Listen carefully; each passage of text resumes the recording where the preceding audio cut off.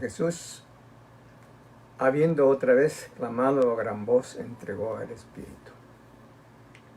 Vamos a iniciar en esta tarde en el Evangelio de San Mateo, capítulo 27, versículos 50 y 55, para continuar estudiando esa significativa muerte de Jesús para cada uno de los que creemos en Él.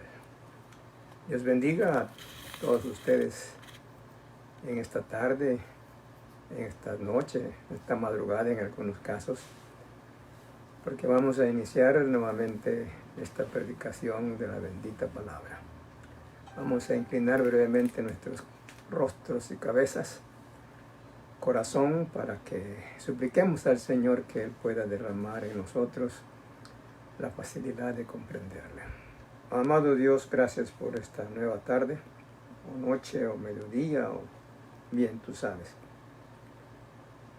Pero queremos pedirte que cualquiera que sea la hora donde están los hermanos, el tiempo nunca será un obstáculo para ti, tampoco el lugar. Algunas ocasiones, Señor, no hay razón para que tú no puedas ayudarnos.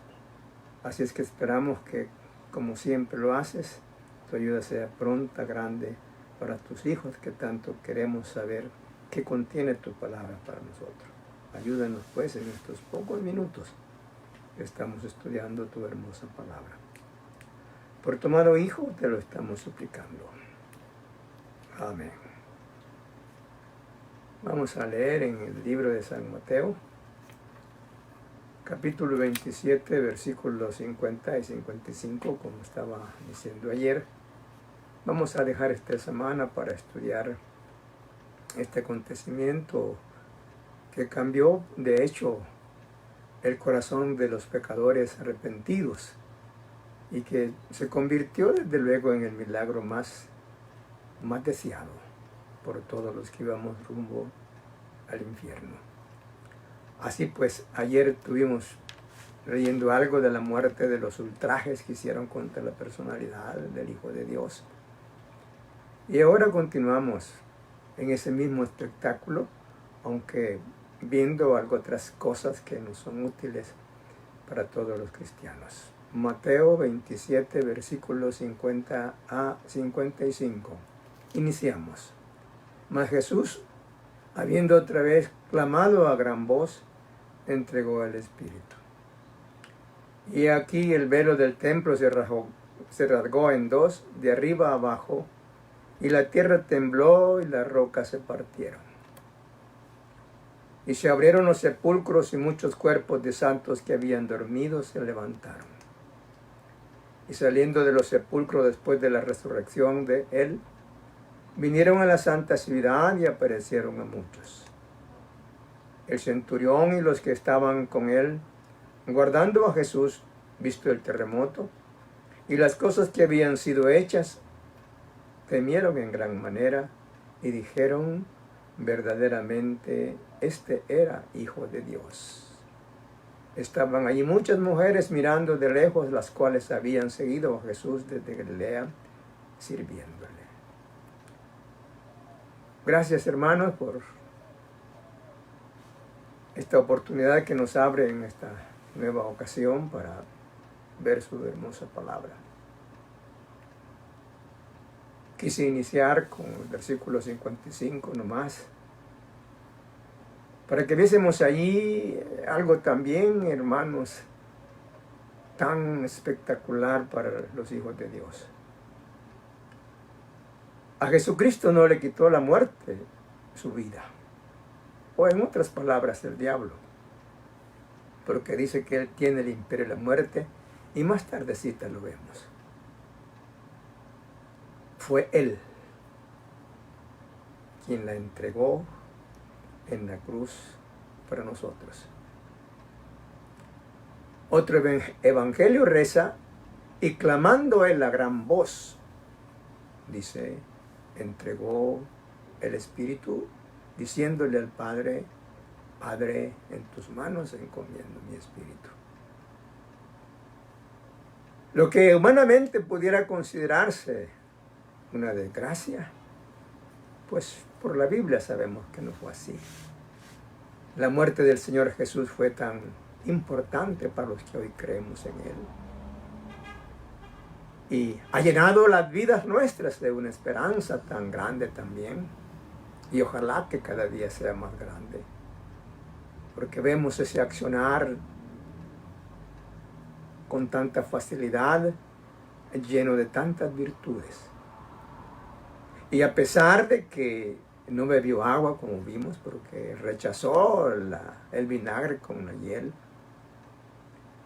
Y a pesar de todo eso, él tenía todas las fuerzas como hombre para llegar a estas palabras que comenzamos a leer en esta tarde.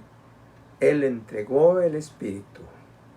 No se lo quitó la muerte. ¡Qué bendición, hermanos!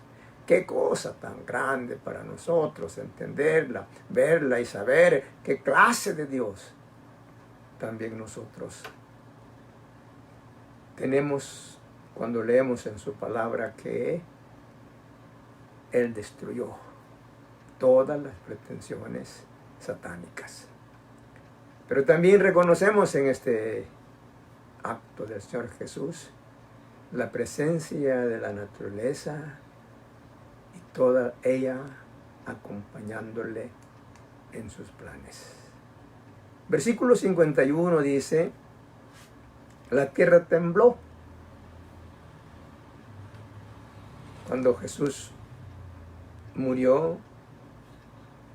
Hubo también estremecimiento de las corteza terrestre y tembló. En Éxodo, cuando el Señor iba a entregar la ley al pueblo de Israel, también tembló.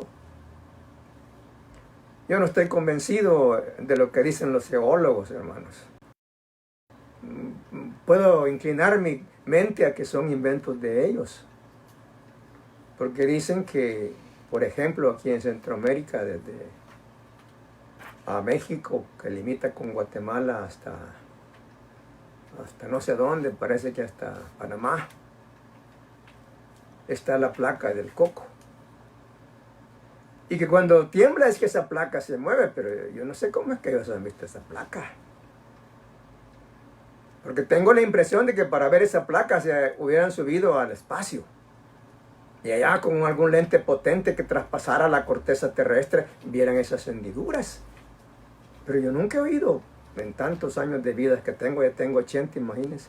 Y no he visto cosas en libros de tal naturaleza, por eso pienso que se inventan estas cosas. Cuando Dios entregó la ley al pueblo de Israel, dice el versículo 18 del capítulo 19 de Éxodo, todo el monte Sinaí humeaba, porque Jehová había descendido sobre él en fuego, y el humo subía como el humo de un horno, y todo el monte se estremecía, temblaba. En otras palabras, cuando Dios estaba entregando al pueblo de Israel en mano de Moisés su ley, puedo pensar era un momento de júbilo. La tierra estaba jubilosa y por eso estaba temblando con la orden de Dios. La Biblia dice que Dios mueve un dedo y la tierra tiembla. Aquí, hermanos, la tierra tembló quizás de tristeza también. Por eso he titulado mi mensaje, La naturaleza acompañó a Jesús en su muerte. Porque ella tuvo que temblar. Y no porque simplemente las placas del coco se movieran. Porque ellos no tenían que considerar estas cosas. Pero el hombre quizás en su afán de mentir, de enseñar que Dios miente, se inventan cosas en verdad. Bueno, gracias a Dios que da risa esas cosas y no dan cólera. Pero no es como estamos siempre pensando como el hombre quiere. Se explica las formas como él piensa que está correcta. Y no, hermanos, la tierra tembló cuando Jesús murió. quizás como protesta de la naturaleza, quizás como con dolor por el acontecimiento, o quién sabe por qué en verdad, pero de todas maneras, el momento en que vivía el pueblo de Israel era un momento, desde luego, único en su historia, y Dios pudo guardar la memoria de su Hijo cuando la tierra en esa tarde también tembló. Es que no fue casual, hermanos. En el versículo 57 de 26 de Mateo, dice que hubo tinieblas. De 12 del día en la hora de Israel a las 3 de la tarde, pero el clima, el ambiente es similar al nuestro. Esa hora en que el refulgente sol imparte sus rayos con la potencia que él tiene. Esa hora en que nosotros notamos que los rayos del sol son muy calurosos. En esa hora que nos damos cuenta que la tierra se ve perfectamente en todos los lugares, porque la luz del sol la hace resplandecer, al menos aquí en El Salvador. Pero creo que también es en Israel estas mismas cosas. Las 12 del día son así soleadas. Y el sol quizás tuvo vergüenza de abrir sus ojos, hermanos. Y de ahí que los cerró cuando vio al Hijo de Dios entregando su vida por nosotros. Y desde la hora sexta, dice Mateo 27:45, hubo tinieblas sobre la tierra hasta la hora novena. Desde la sexta, que es las 12 del día. Decía ayer que los judíos comienzan su horario a las 6 de la mañana con la primera hora. Pero también en ese mismo momento donde la naturaleza estaba contemplando algo tan hermoso para el hombre, pero algo tan indignante también por la acción de los judíos juntamente con el Imperio Romano, las rocas también, hermanos, se partieron. Y seguramente no se partieron transversal o longitudinal, se partieron transversalmente. He visto como algunas personas parten las rocas y van buscando ahí, como decimos, se le ve ciertas hendiduras. He partido algunas rocas con almadana, hermanos, y en verdad las piedras no se cortan así transversalmente, son longitudinales. Pero es en esa hora también las rocas tuvieron que testificar algo grandioso en la naturaleza humana. Dios ha tomado muy en cuenta las rocas. Y dice la Biblia que hay probabilidades de que un día las rocas hablen. Ojalá que no lleguemos a esos días. Porque las rocas van a hablar cuando los predicadores verdaderos lo dejemos de hacer. Mientras hayamos aquí en la tierra personas que queremos predicar el Evangelio, así como lo aprendemos de la palabra, las rocas van a dormir. Pero ya cuando los hombres estemos solamente en paseos, en diversiones, y estemos haraganeando y no queramos predicar el Evangelio, dice el Señor que las rocas van a hablar también. San Lucas 19:40. Y respondiendo les dijo, os digo que si estos callaran, las piedras clamarían. No hay que callarse, hermanos, porque vamos a tener un gran susto a saber cómo irán a ser las hermanas si están presentes en esos días, cuando las rocas hablen. Pero Dios nunca va a dejar que el evangelio suyo se enmudezca. Tienen las rocas, hermanos, que hablar algún día. Si los hombres callamos, o si las mujeres también callan. Cuando los hombres callan, es bueno que las mujeres hablen. Pero mientras hayan hombres que quieran hacerlo, está bien que las hermanas nomás acompañen la palabra del Señor como Él enseña. Los sepulcros se abrieron. Era un espectáculo no visto por los judíos. Si la tierra puede temblar, pero eso no es para que los sepulcros se abran y si los muertos se levanten, imagínense. Se puede llegar hasta el caso de que la tierra abrió su boca, como dice allá en la rebelión de Coré. Pero que los muertos se levanten, ya es cosa para estudiarla, como he dicho en estos días, que tantas cosas que tenemos que estudiar en la palabra del Señor. Pero esos cuerpos inertes se levantaron. Y dice lo que estamos leyendo, que fue la ciudad, allá al centro de Jerusalén. ¿Cuál fue su mensaje? ¿Qué pasó con las gentes? ¿A qué hora se regresaron? No hay nada de eso. Pero sí dice la palabra que se levantaron los muertos en la hora cuando Cristo dijo en la cruz: en tus manos entrego mi espíritu. Pero también dejamos por último el velo. Creo que es más amplio lo que tengo que decir del velo. Y el versículo 50 dice que el velo se rasgó. Y menciona en ese versículo que fue, dice, de arriba para abajo.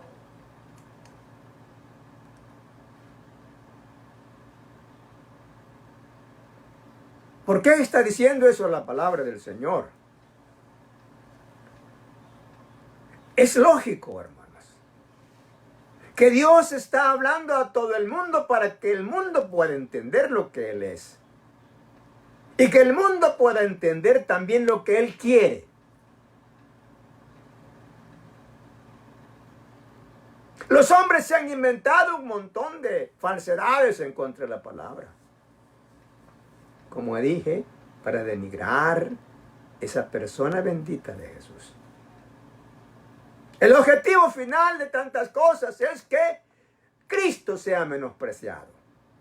Que el valor de la sangre de Él le tomemos por menos. Pero la Biblia no nos lleva hasta ahí, hermanos. Nos lleva a que seamos nosotros, hombres y mujeres, de un corazón sincero y que prestemos atención a su palabra y que podamos entender que esa es la verdad. El apóstol Pablo, cuando está escribiendo a ti su primera carta en el capítulo 2, él dice: conoceréis la verdad. Hay que conocer la verdad. Porque todos, dice, sean salvos. Pero que conozcamos la verdad. Si no conocemos la verdad, si queremos destruirla dentro de nuestros... tenemos esa gran facilidad para aprenderla, ¿cómo vamos a caminar bien con el Señor? Juan dice en su capítulo 8, versículo 31, y conoceréis la verdad. Y la verdad os hará libres. Pero hay un montón de personas que cierran su entendimiento para que no penetre esa luz del Evangelio y por fin sean salvos, porque esa es la intención de Dios. Dios no quiere esclavos de ninguna naturaleza en esta tierra, solamente para que le sirvan a Él. No, Él dice que vino para servir y dio su vida en rescate por nosotros en el Evangelio de San Marcos 10:45. ¿Y entonces por qué los hombres quieren darle vuelta a las cosas? Hermanos, ese velo se rompió de arriba abajo. Sin duda quedó en su extremo algún hilito todavía de la tela, alguna porción pequeña o grande, no lo explica la palabra, pero algo quedó, algo visible, algo que dio a entender el Señor que el velo se rompió de arriba hacia abajo. Porque si no dijera eso la Biblia, fuera tiempo de que los enemigos de Dios, así pueden llamarse porque no quieren ver al Señor nunca, hubieran dicho que el sumo sacerdote con una tijera fue que lo rompió. Y ahí nos quieren engañar a nosotros, estuvieran diciendo. No. El velo contenía todas las señales perfectas para que nosotros nos diésemos cuenta que la obra fue de Él.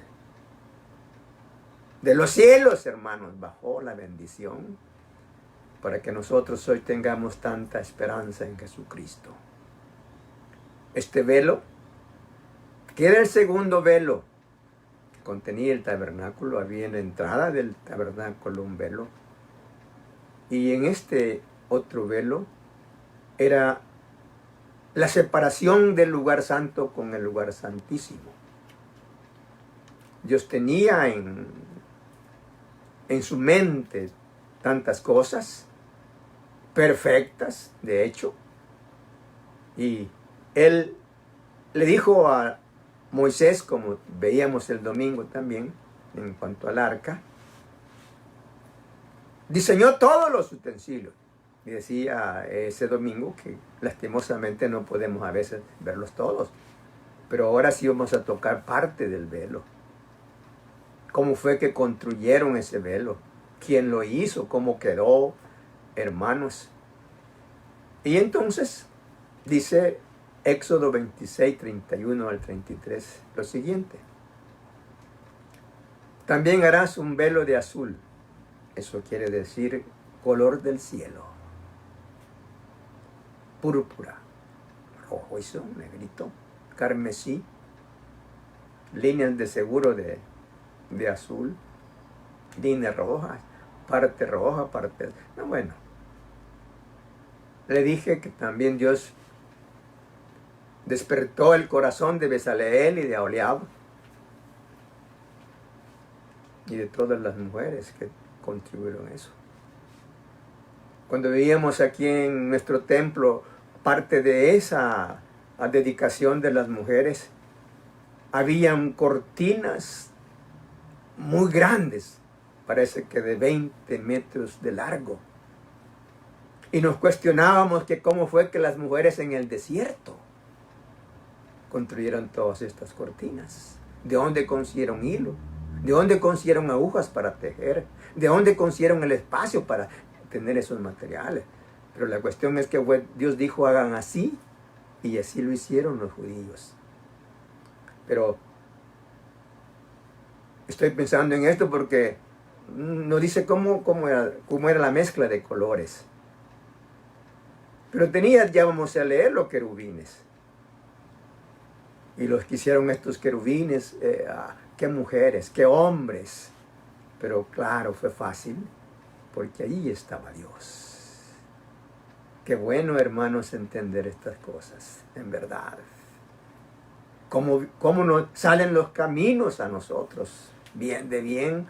¿Cómo es que el hombre puede vivir bien en esta tierra si le da la importancia necesaria al Señor? Todo eso lo podemos entender a través de su palabra.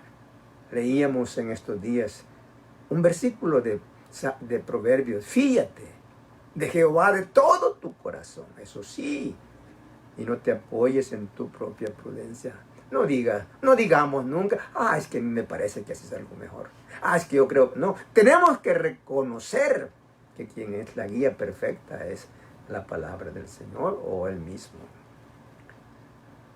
Pero dice el versículo 31 que comenzamos a leer, y lino torcido será hecho, oiga, de obra primorosa. ¿Qué primor pusieron las hermanas o los hermanos para hacer esta obra? Con querubines. ¿Quién le guió a las hermanas para dibujar con lana de seguro, con hilo, con lo que haya sido, hermanos? Pero era obra primorosa. Qué bien que entendamos que las cosas del Señor deben de tocarse, como el dicho del hombre dice, con manos de sedas. Qué bueno es entender eso. Qué bueno es pensar que Dios ha entregado en nuestros corazones para que nuestros pies y nuestras orejas y todo nuestro cuerpo actúe, tomando en cuenta que Él será el primero en toda obra que nosotros queramos emprender. Y Él dice a los hermanos de Filipo en el capítulo 4, por nada estéis afanosos, si no sean conocidas vuestras peticiones delante de Dios. Sí, así es. No hay afán más grande en esta vida, dice la Biblia, que las cosas de Jesús. Claro, ¿verdad? Cuando estamos pensando así y decimos a alguien, dice, a mí quién me va a dar de comer, dice. Así nos han dicho varias veces, a mí quién me va a dar de comer si voy al culto. No, hermanos. Las cosas del Señor vamos a tocarlas. Ya dije cómo entendemos comúnmente, con manos de seda. Y dice el versículo 32, el velo, y lo pondrá sobre 4 columnas de madera de acacia. Muchos de estos materiales que tenía el tabernáculo tenían una representatividad en Jesús, en salvación, en fe, en algo que para nosotros es muy importante. Pero la madera de acacia, decía ayer también, el domingo, perdón, es una madera que fácilmente agarra lustre. Y los que saben que es barniz, pues dicen que muy parecido al cedro. Pero que también esa madera, por su consistencia, por su belleza, es un símbolo también de Cristo. Sus capiteles de oro. Oro significa en la Biblia realeza. Ese era para el rey. Eso quiere decir esas cosas. Sobre basas de plata. La plata en la construcción del tabernáculo significa redención. Ojalá que algún día veamos estos detalles, pero decía que nos cuesta eso, ¿verdad? Tantas cosas que enseña su palabra. Versículo 33, hablando del velo. Y pondrás el velo debajo de los corchetes, y meterás ahí del velo adentro el arca del testimonio, y aquel velo os hará separación entre el lugar santo y el lugar santísimo. Oye bien. Allí en el lugar santísimo introdujeron el arca. Sobre el arca el propiciatorio. En el propiciatorio 2 querubines. Y aquí era donde el 10 del 7º mes el sumo sacerdote rociaba sangre para expiar el pecado de Israel. Dios en su perfecto plan mandó a hacer esto y de hecho Él tenía preparado muchas cosas para nosotros. Y por esa razón Dios instruyó al pueblo para que celebrara el día de la expiación, que es en el mes séptimo, el mes de Tisrei, el 10 del mes. Y por cierto, ese día, ese mes era el primero para el pueblo antiguo de Israel. Todavía lo celebran ellos, no lo han quitado. Así es que ellos comenzaron su calendario con el mes de Tisrei. Y en ese mes, pero Dios les cambió después y les dejó el mes de Tisrei en el séptimo. Dios les ordenó que cambiaran su calendario y que el calendario de ellos iba a iniciar en el mes de Aviv. Y eso pues decía con planes perfectos. Así que hermanos, la fiesta de la expiación era el mes de Tisrei, es de octubre nuestro, es el 10 de este mes. Claro, vamos a hablar sin duda mañana más amplio de esto, pero no se debe usted poner a celebrar la expiación, porque los judíos comienzan su mes exactamente cuando es luna nueva. El primer día de luna nueva es el primero de cada mes. Así es que no estamos igual con Israel cuando celebramos el 10. Porque hoy en el calendario nuestro, que es un poco loco en verdad, el 24 es luna nueva, imagínense. Y hubiera sido ese día el día primero, o de abril o de marzo, pero Roma anda perdida en estas cosas, también en esto. Así que dice la Biblia en el versículo 29 de Levíticos, capítulo 16, y esto tendréis por estatuto perpetuo. Ellos iban a celebrar, y por eso lo están celebrando hoy en Israel. Ellos no le llaman a la fiesta de la expiación, a lo mejor por su lenguaje, pero ellos le llaman hoy en estos días la fiesta de Yom Kippur. Y dice el versículo, esto tendréis por estatuto perpetuo. En el mes séptimo, a los 10 días del mes, afligiréis vuestras almas. ¿Tiene algún significado? Y ninguna obra haréis, ni el natural ni el extranjero que mora entre vosotros. Porque en este día se hará expiación por vosotros, y seréis limpios de todos vuestros pecados delante de Jehová. Antes de seguir, pues hermanos, ¿y qué pasaba si cada año se hacía eso? Bueno, hay que aprender para que no nos equivoquemos, ¿verdad? Pero en el día de la expiación, dice el Señor, era día de reposo. Había un festín especial, desde luego. Es para vosotros y afligiréis vuestras almas. Es estatuto perpetuo. Hará la expiación el sacerdote que fuere ungido. El sumo sacerdote, hermano. Y consagrado para ser sacerdote en lugar de su padre,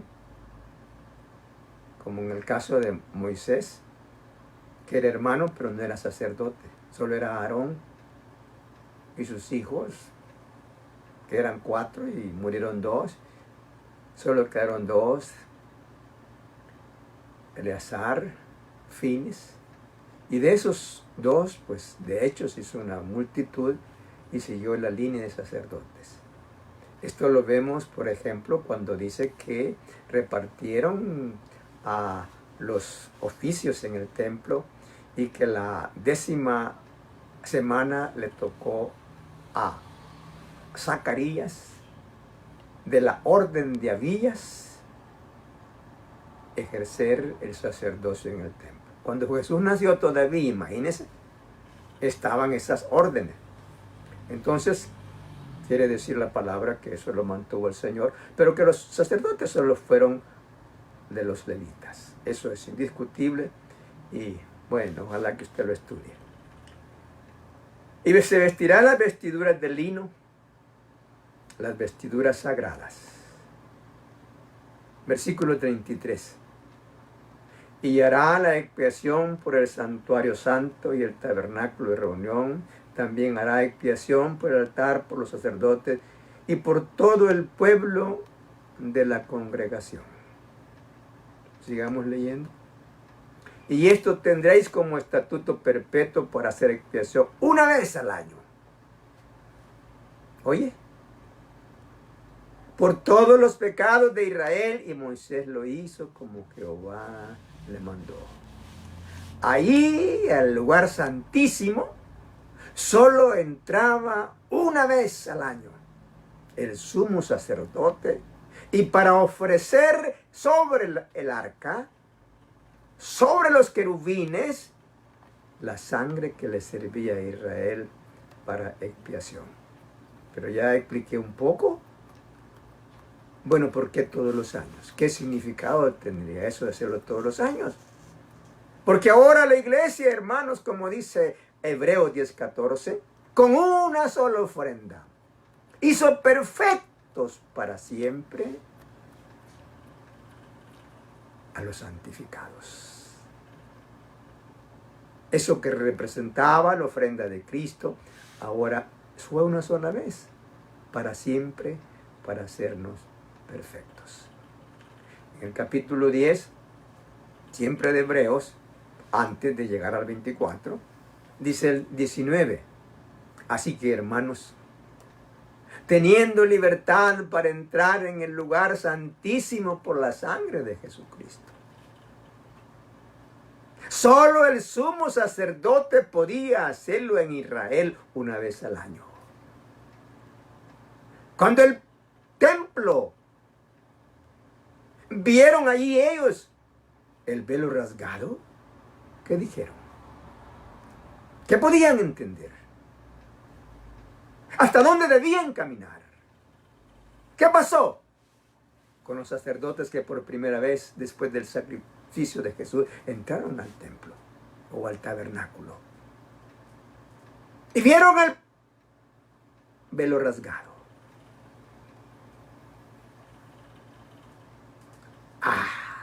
¿Por qué? ¿Por qué ha sucedido esto?, preguntaron los sacerdotes. ¿Qué significa todo esto? Vemos desde aquí el arca. Vemos desde aquí los querubines. ¿Por qué? Cuando solo era privilegio de los sumos sacerdotes una vez al año. La expresión de Dios para los sacerdotes y para nosotros la podemos entender.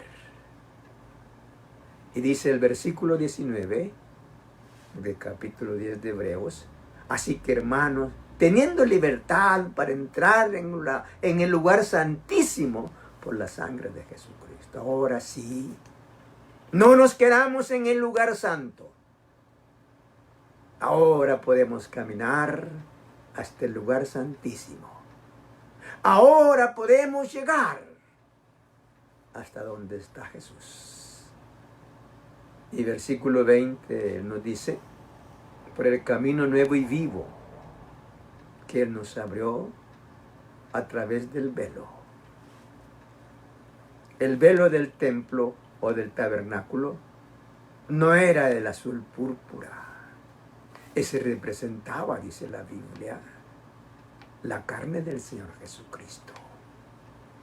Y una vez la carne del Señor Jesucristo ofrecida como el sacrificio por los pecados, claro, no tiene razón el velo. Pero todos los oficios del velo también terminaron con la muerte, porque estamos leyendo en San Mateo que cuando Él murió, el velo que estaba en el templo se rasgó de arriba Puede leerlo otra vez si quiere usted. De arriba hacia abajo. Y la visibilidad del templo era tan visible, tan sencillo para entenderlo, que allí entraron, hermanos, fácilmente los sacerdotes. Y a lo mejor algunas personas que no eran sacerdotes desde afuera pudieron ver el lugar santísimo, expedito para todos los pueblos, para todas las gentes.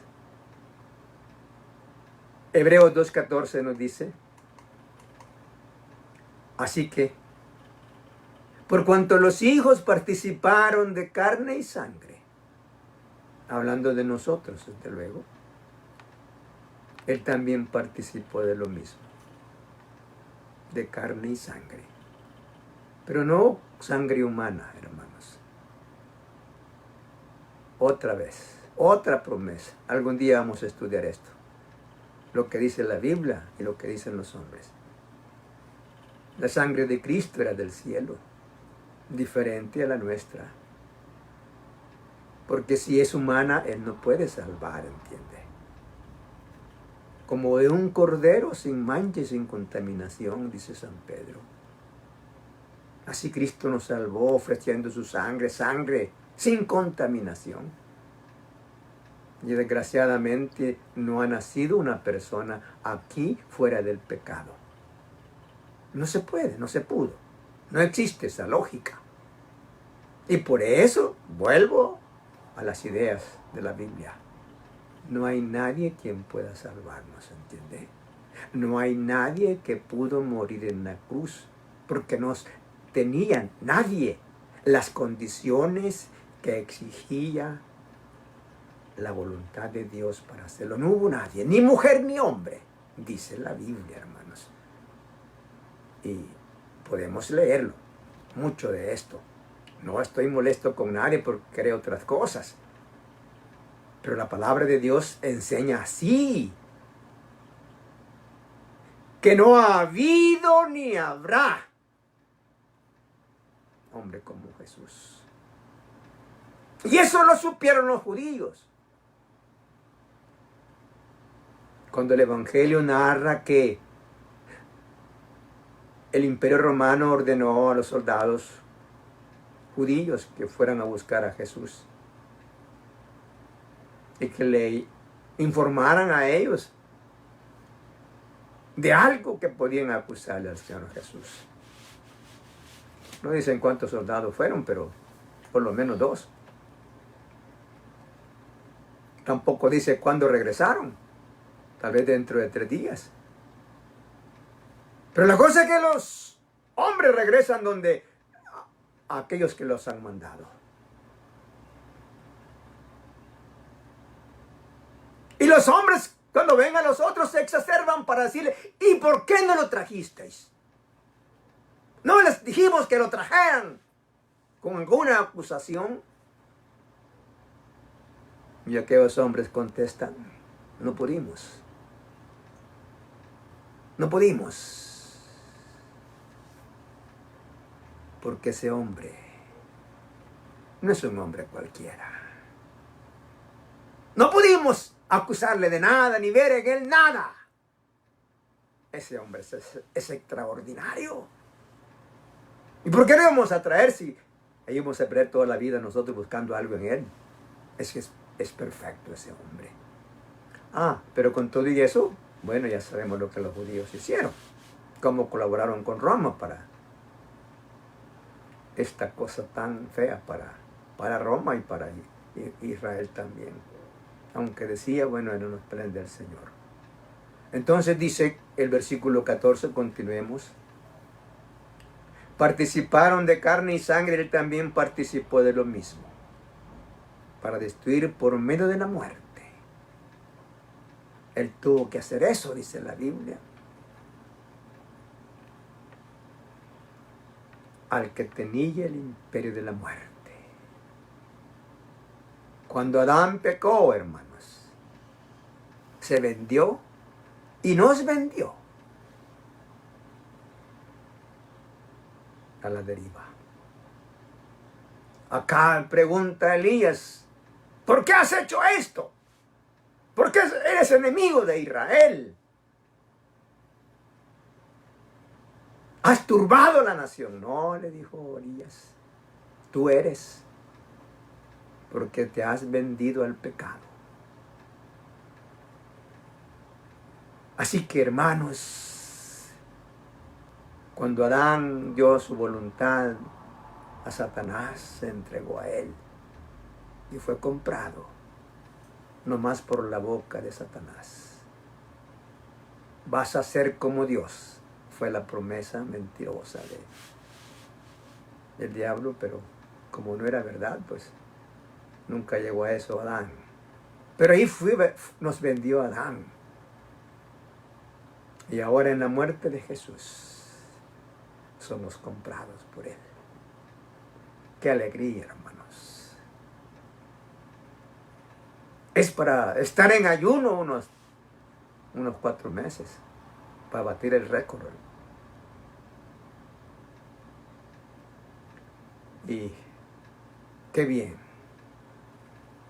para los pecados nuestros, que la sangre preciosa de Jesús fue la oportuna para limpiarnos de nuestros pecados.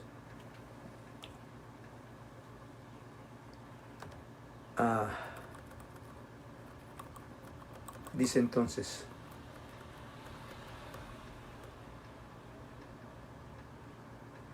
esto el 21 de Hebreos 10, y teniendo un gran sacerdote sobre la casa de Dios, acerquémonos con un corazón sincero. Sí, se necesita eso. Leíamos también Jeremías 29:13, y le buscaréis y le hallaréis, porque le buscáis con todo vuestro corazón. Sí, es la fórmula.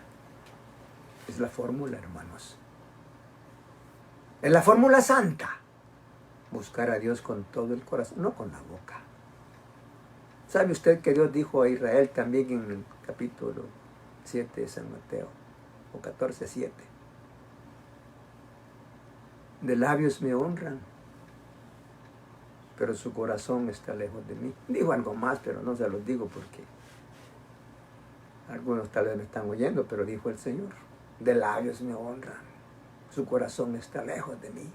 Así es bien difícil, hermano, obtener el perdón de nuestros pecados. Si andamos con mentiras dentro del corazón, no podemos, nadie puede. Y la gente continúa con sus mentiras. Feliz es la gente con sus mentiras. ¿Y cómo sigue la gente creyendo tanta mentira, hermanos?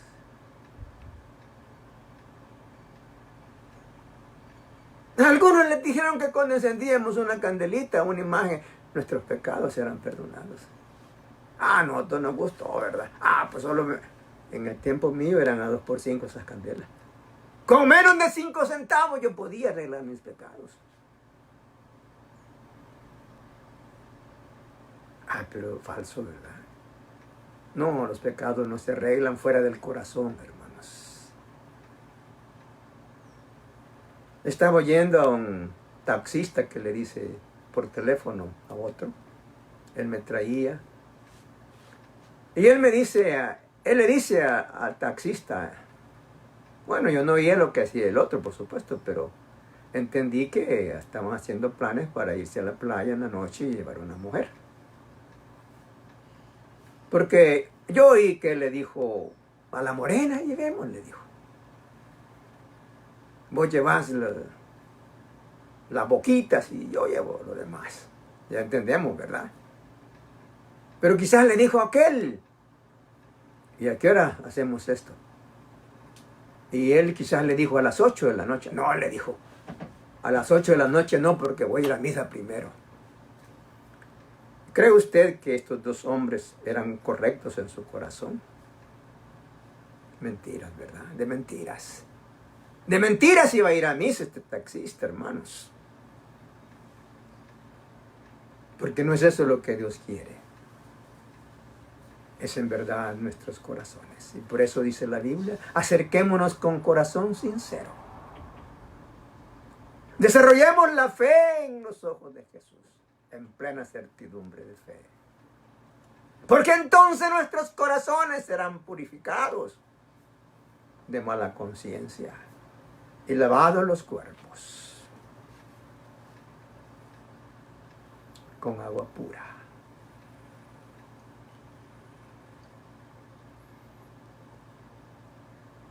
Así que no, ¿verdad? No es como los hombres dicen. No es como los hombres piensan, como quieren. Es como Dios quiere. Y debemos de darle toda la gloria de corazón y la honra a nuestro Jesús, no de labios. Porque hoy sí se lo puede decir. Dijo el evangelista, hipócritas. De labios me honráis, pero su corazón está lejos de vosotros. No estemos con la boca nomás, con los ojos, no, es con el corazón. Y así recibiremos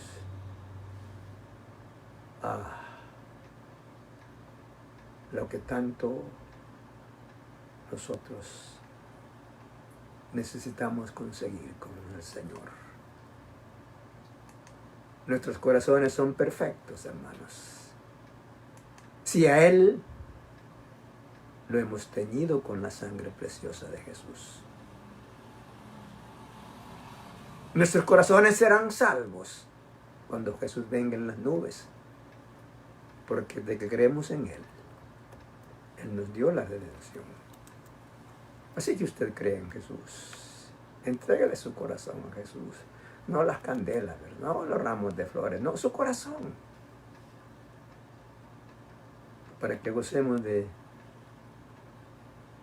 lo que acabamos de leer, donde el lugar santísimo, ahí donde está Jesús, está abierto a todos los que confiamos en su perfecto sacrificio también. Dios nos bendiga, amados amigos también, y que ustedes puedan recoger esta información de la palabra dentro de sus corazones, que naturalmente se puedan gozar cada día de la salvación que da, y que haya toda esta esperanza grande, formada divinamente por nuestro Dios. El Señor nos bendiga. Amén. Vamos a inclinar nuestras cabezas para orar, pero también nuestro corazón. Que el corazón nuestro entienda que agradecemos mucho al Señor. Oremos. Amoroso Padre, gracias. Gracias por esta bendita ocasión de estudiar tu palabra juntamente con hermanos y amigos. Señor amado, queremos decirte que tu palabra siempre será un aliento de vida para nosotros. Ayúdanos cada ocasión de estudiarla para que viva profundamente en nuestros corazones. Derrama tu auxilio a cada uno de los que estamos en esta ocasión juntos para podernos ir donde tú quieras con tu palabra. Y que todos los hermanos podamos recibir siempre bendiciones de ti. Agradecemos, oh Señor amado, la salud que has dado a varios de los que están en contacto con nosotros. Esperamos que tú nos cuides a todos para no entrar en en dificultades extremas de salud. Protégenos, oh Señor, de tantos males que no sabemos por dónde vienen ni a qué horas atacan a nuestro organismo. Defiéndenos tú con tu escudo, porque has prometido dárnoslo y lo cargamos, porque tú dijiste al apóstol Pablo que nuestro escudo era la fe. Así es que queremos que esa fe se ponga lustrosa, se ponga apta para cuando venga la espada la podamos rechazar. Así que mi Dios, hay muchos lugares dispersados en la tierra donde tu palabra llega por medio de nosotros. Por cada uno de esos lugares, tu bendición, Señor. Por todos los que están ahí pendientes, tu bendición. Sabemos que en El Salvador son muchos más porque hay diversos lugares donde conocemos y nos conocen y les es familiar a ellos toda esta actividad. Pero bendice a cada uno de ellos, Señor. Ayuda a todos los miembros de las iglesias del compañerismo, los hermanos pastores, que seamos siempre cuidados, llevados por esa senda que tú quieres.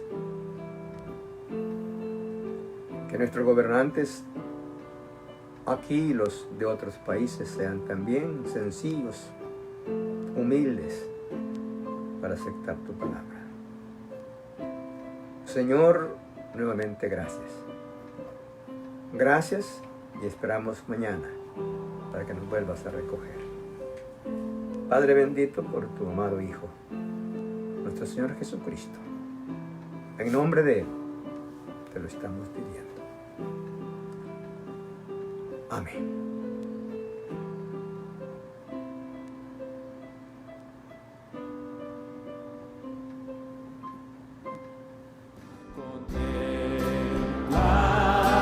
Dios en su trono está.